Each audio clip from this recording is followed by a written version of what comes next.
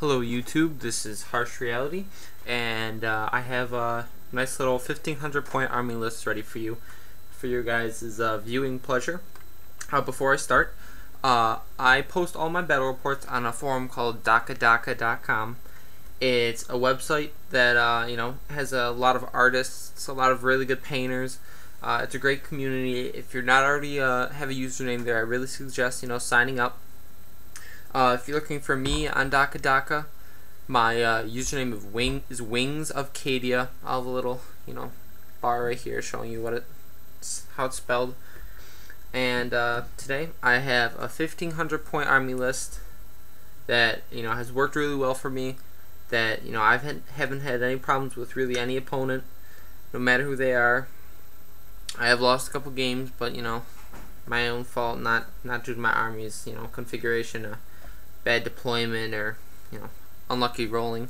I've only lost one game with this army, so they've worked really well. If you want to check out the battle reports, I don't have all of them posted, but the ones that I do have posted, they're up there.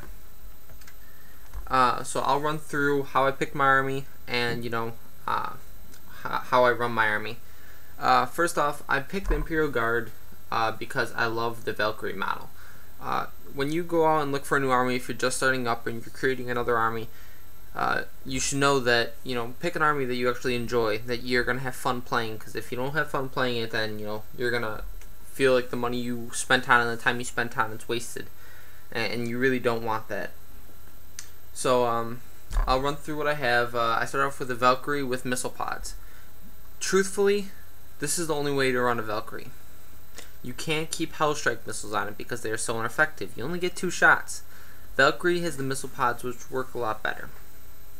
Inside is a squad of 10 veterans with meltas, 3 meltas. I use them to scout. They scout the 24 inches. I land next to something that is a value target. Pop it open and use the missile pods and the multi-laser from the Valkyrie to weaken them. So this is my one fast attack choice.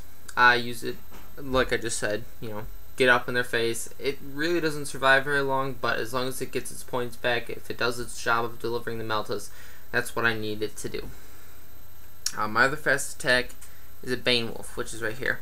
Bane Wolf has a chem cannon.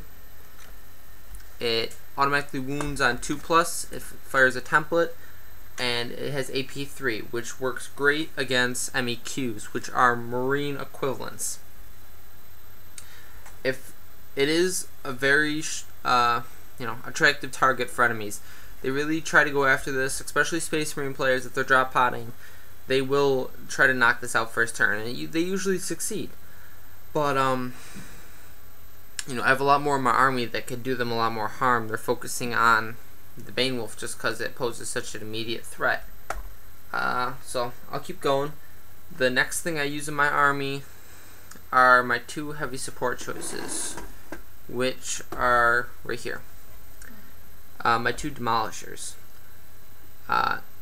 They perform multi-rolls. There's 2 of them, and they have a large ordnance, strength 10 blast.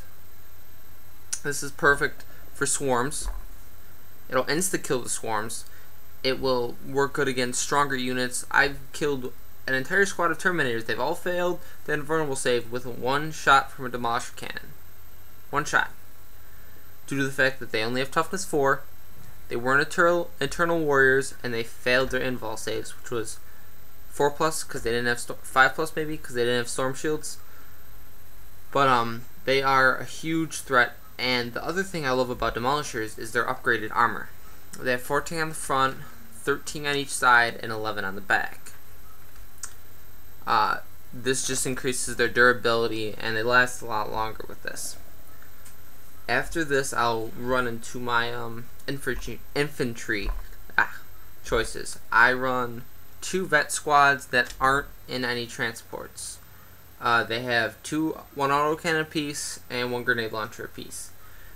These guys are the unsung heroes of my army. They draw the attention of the enemy mainly because they're not in transports. They can deal wounds to something, so they're not, ineffective. And Just like any other Imperial Guard commander, I use them as bait. They sit out in the open if they can, they sit on objectives, and they make the enemy come to them. It doesn't really matter if the squad gets wiped out just because they're not worth anything at all. I don't rely on them. But, you know, they can play a huge part in my army because they can contest, they can hold objectives, and if you ignore them and I can keep an objective or I can keep a kill point with them, it makes it a lot easier. My other two troop choices are in these front two chimeras. They have Meltivets, perform a very basic role.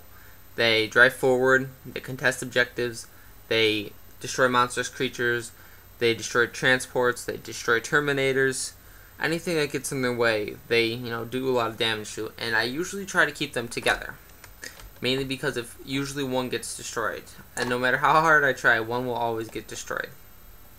So I try to keep them close enough together that if they're going for the same objective, I will have something on that objective. Either will be an empty chimera to contest, a chimera full of guys that I can control an objective, or, you know, something else.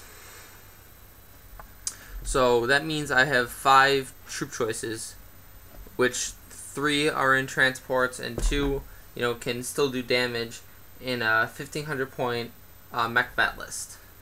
Mech vet is very simple for all the new players out there. It's mechanized veterans.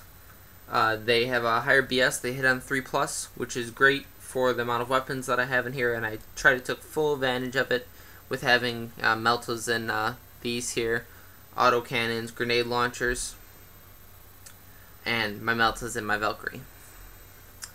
The next thing I run, which is the sung hero of my army, is my Psycho Battle Squad. They're a very flashy unit. If you avoid them, they will do a lot of damage, and if you go after them, they're not worth that much, and I still have a lot of my army that could still, you know, do work on you. They have 2 powers. One is called Weaken Resolve, which brings down your leadership down to the, depending on how many psychers I have in the squad. I happen to have a full squad, so there's 9 psychers in there. So even if you have leadership 10, I'll bring you down to leadership 1, shoot you up, and watch your strongest unit run off the board. The other power, which I mainly use against demons, is called Soulstorm. It's just the large ordnance blast. Strength depends on the number of psychers, and the AP you roll for. Both of these powers are pretty effective, definitely worth the points. So if you have an IG army, I would really recommend getting it because it can knock troops off objectives. It can win you the game at the last second. So it's really a good investment to make.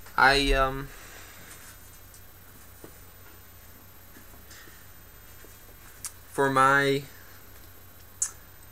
Psycho Battle Squad, I use Empire Flagellants. They have, I converted them a little bit, I give them las pistols, because that's what they have in their armory, and for my Overseer, I also use them for my Primera Psyker.